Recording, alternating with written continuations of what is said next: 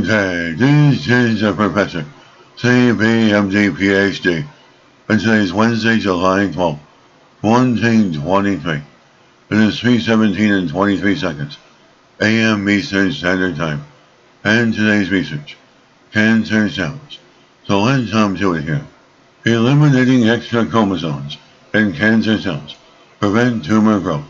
Date July 6, 2023. Source, Yale University. As cancer cells with extra chromosomes depend on those chromosomes for tumor growth, a new study reveals, and eliminating them prevents the cells from forming tumors. The findings, said the researchers, suggest that selectivity targeting extra chromosomes may offer a new route for treating cancer. Human cells typically have 23 pairs of chromosomes. Extra chromosomes are normally known as aneuploidy. If you look at normal skin or normal lung tissues, for example, 99.9% of the cells will have the right number of chromosomes, but we've known for over 100 years that nearly all cancers are aneuploid. However, it was unclear what role extra chromosomes played in cancer, for instance, whether they cause cancer or are caused by it. And for a long time, they could observe aneuploidy, but not manipulate it. They just didn't have the right tools. But in this study, they used a gene engineering technique, CRISPR, to develop a new approach to eliminate entire chromosomes from cancer cells, which is an important technical advance. The scientific investigators and researchers say being able to manipulate aneuploid chromosomes in this way will lead to a greater understanding of how they function. Using their newly developed approach, which they dubbed restoring trisomy and aneuploid cells, using CRISPR, targeting a redact, the researchers targeted aneuploidy and melanoma, gastric cancer, and ovarian cell lines. And specifically, they removed an aberrant third copy of the long portion, also known as the Q arm, of chromosome 1, which is found in several types of cancer, is linked to disease progression, and occurs early in cancer development.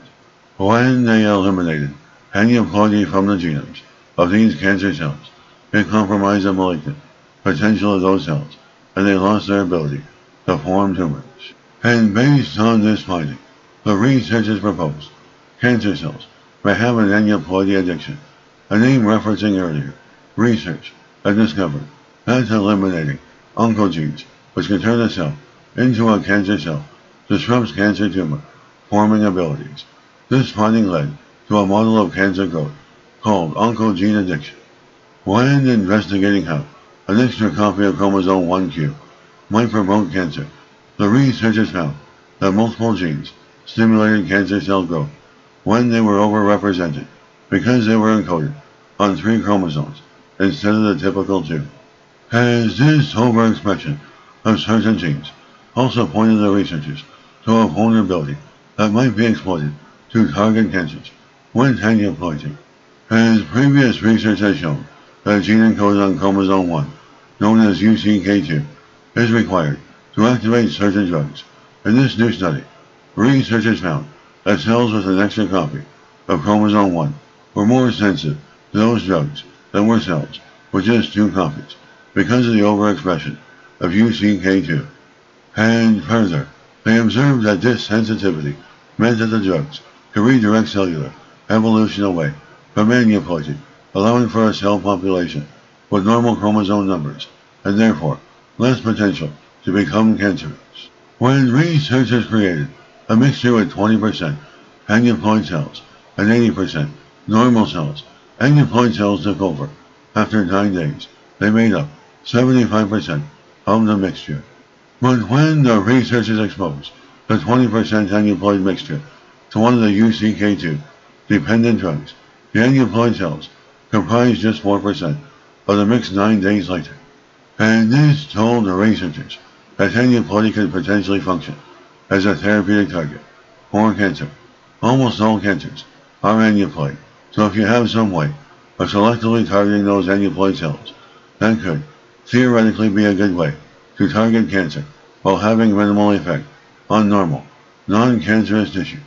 More research needs to be done before this approach can be tested in a clinical trial, but research aims to move this work into animal models, evaluate additional drugs and other amphipoids, and team up with pharmaceutical companies to advance toward clinical trials.